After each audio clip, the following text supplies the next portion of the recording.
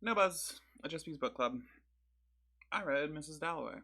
I believe this is my first novel by Virginia Woolf, which is kind of wild. I've been obviously thinking about reading Orlando for fucking literally ever. No, I think I read To the Lighthouse actually. Now that I say that out loud, I think I read To the Lighthouse in like 2016 or 2017, and I don't really remember anything about it.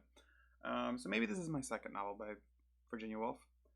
I read it in large part because of the Proust project, and I had a bit of downtime because I finished it a little earlier than the other member of the Proust Club, and I was like, I've been meaning to read Virginia Woolf forever, and Mrs. Dalloway happened to be on one of those things that when you go to the library and you're like, I wonder if they have this book, and you go and they don't, and you don't really have anything to do for like a while, like the rest of the day, basically. And so you just kind of just start wandering up and down the stacks and just kind of like just checking, just being like, I don't know, what's in the W's. It was one of those things. I went back and forth. They did have a copy of Nino Cipri's, um, they did their debut collection, a homecoming.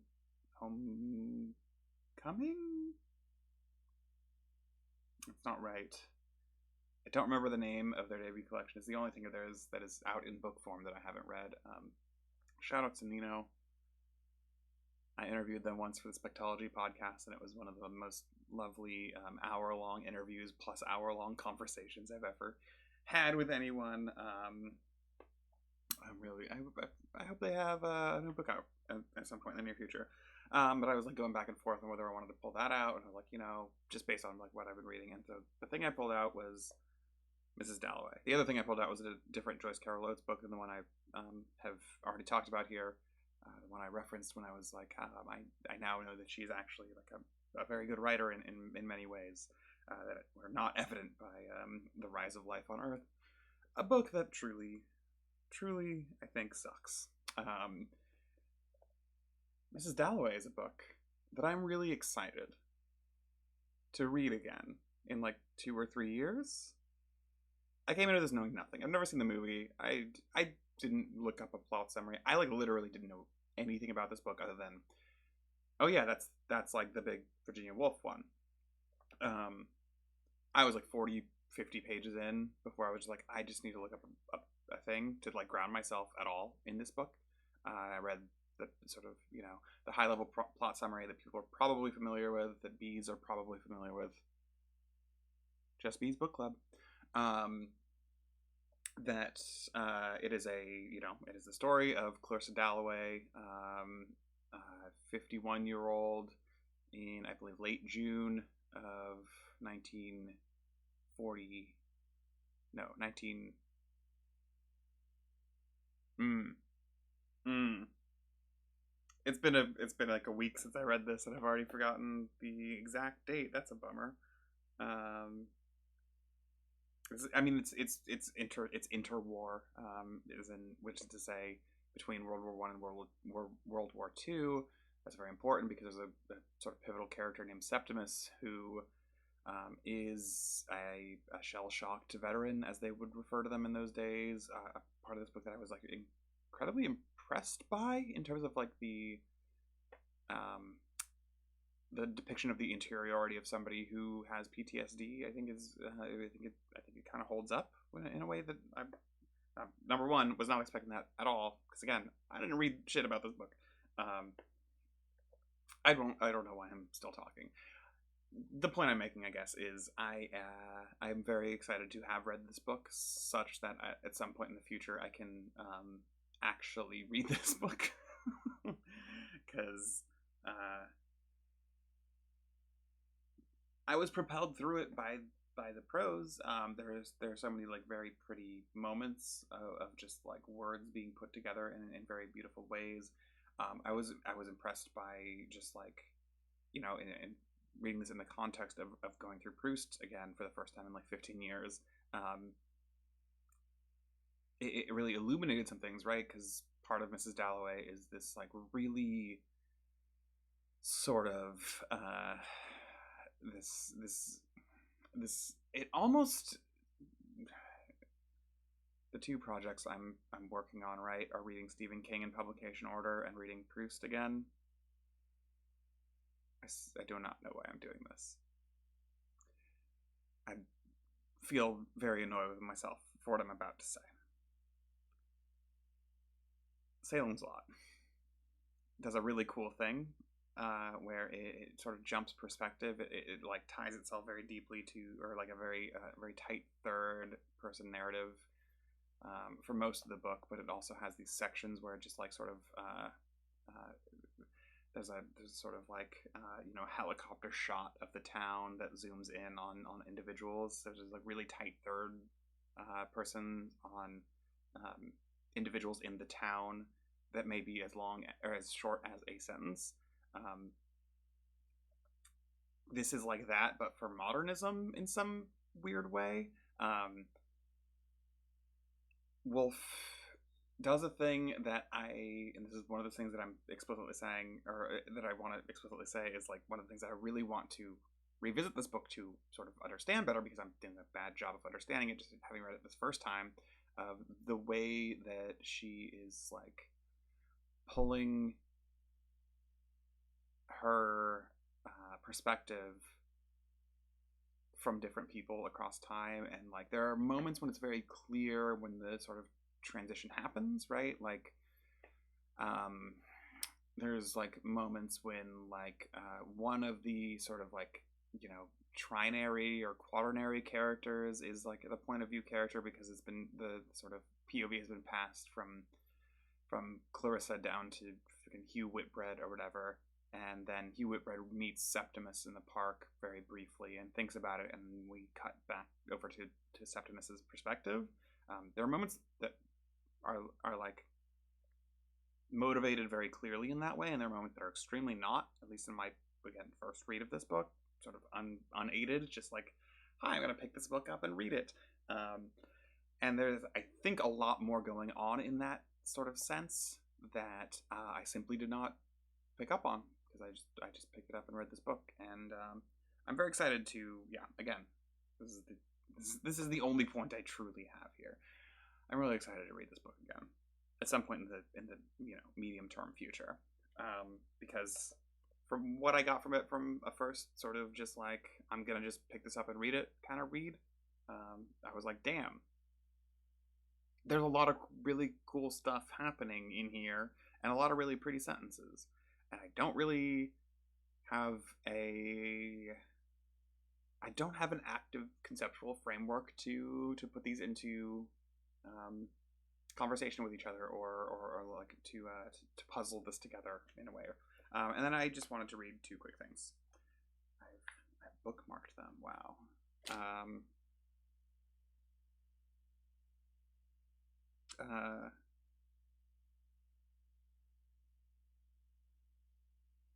Okay.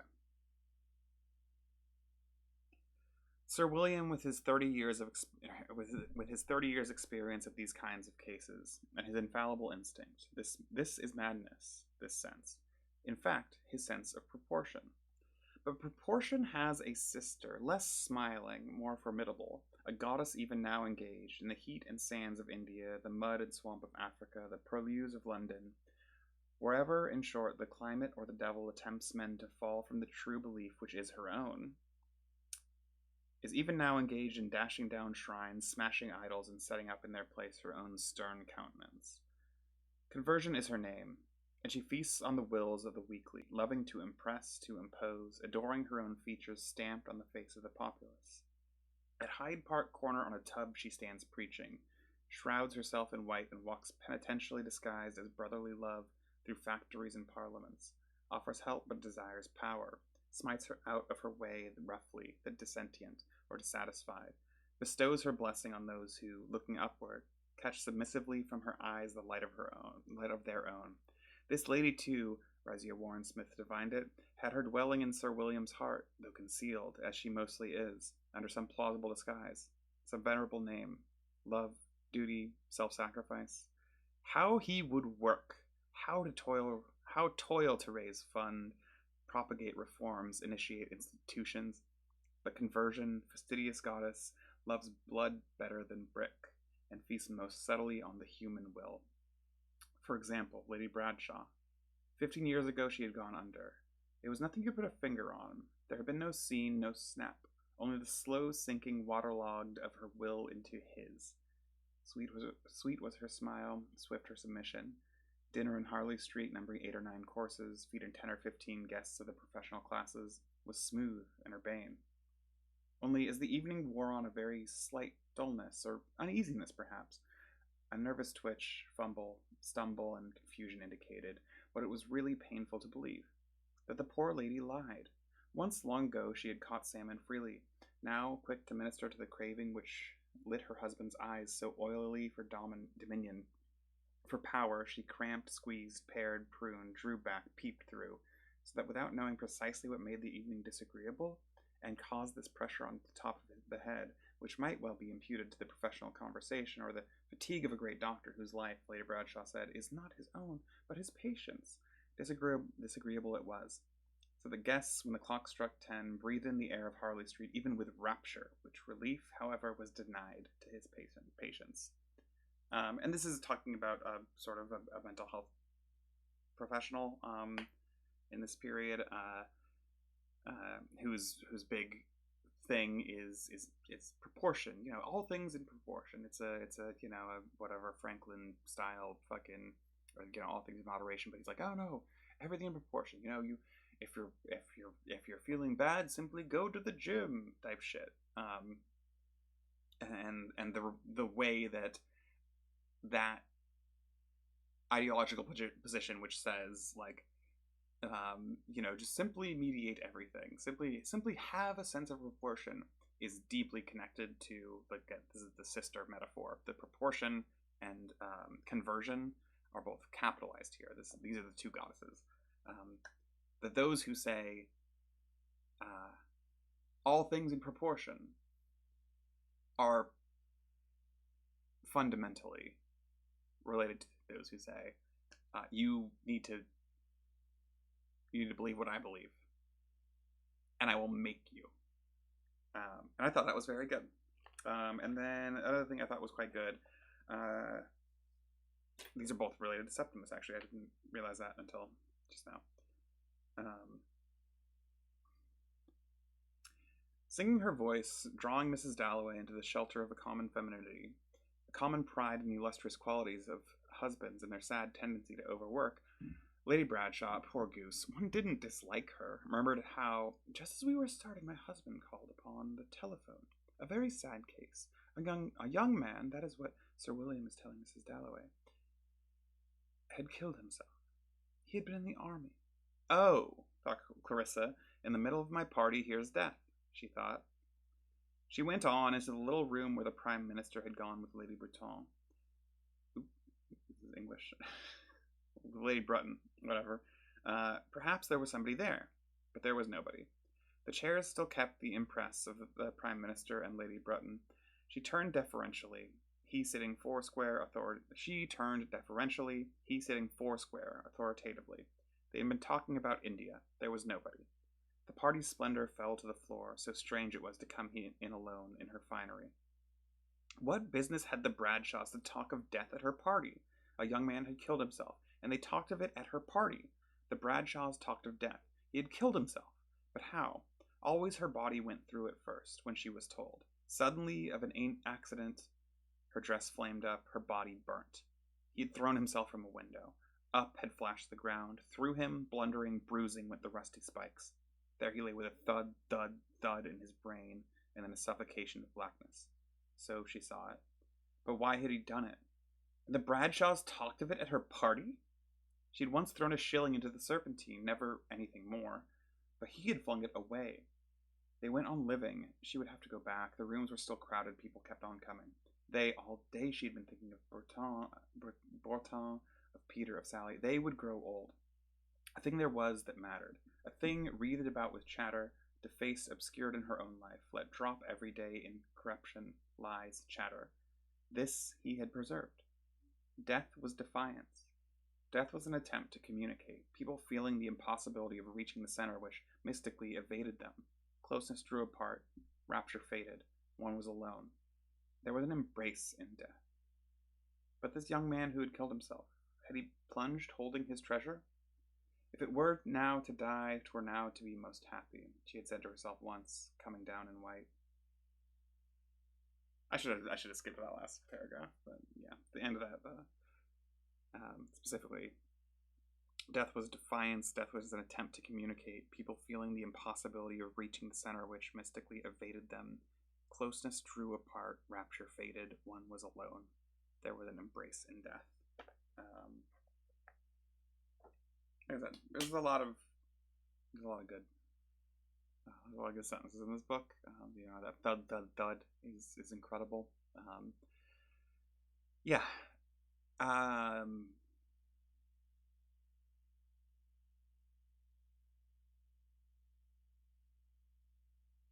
Thanks for not watching.